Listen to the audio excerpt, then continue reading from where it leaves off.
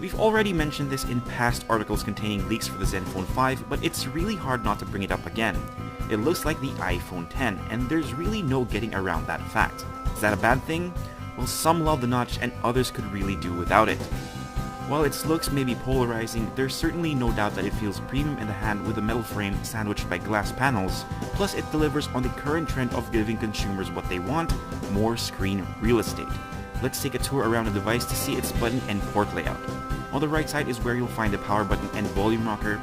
Access to the SIM tray can be found on the left, and you'll find the headphone jack, USB-C port, and speaker grill on the bottom of the phone. Flip the device over to show its back, and yes, it still looks like the iPhone 10, but unlike Apple's flagship, the ZenFone 5 has a fingerprint scanner on the back of the device. Tucked away in the upper left-hand side is the device's dual rear cameras in a vertical orientation. You have a 12 megapixel camera at an aperture of f1.8 with a Sony IMX363 sensor. Plus you have an RGB sensor, face detection autofocus, OIS, and EIS as well. The secondary camera is at 8 megapixels with a wide-angle lens, which is standard in most devices from the Taiwanese brand. The front of the ZenFone 5 is dominated by a 6.2-inch Full HD Plus IPS display at an aspect ratio of 19:9, giving you a screen-to-body ratio of 90%.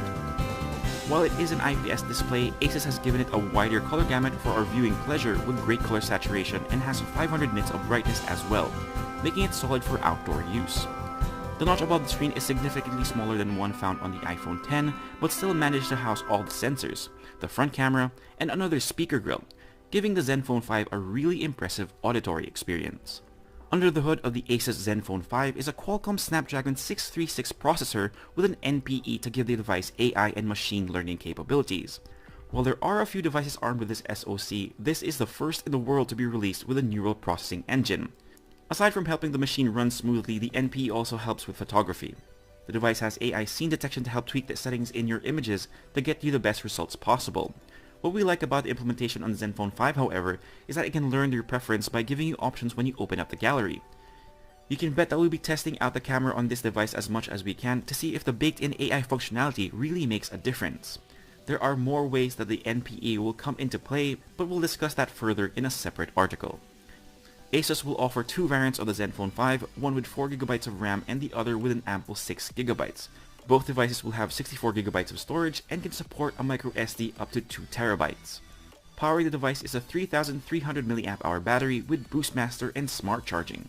Yet another way that the system flexes its AI muscle by detecting charge patterns so it knows when you need more juice faster or when to dial it down for prolonged wall hugging sessions when you turn in for the night. This will result in the battery health being extended by up to twice than a normal smartphone, or so the company says. The phone runs on Android Oreo and has the company's latest UI overlay, Zen UI 5.0, that works well with the AI baked in.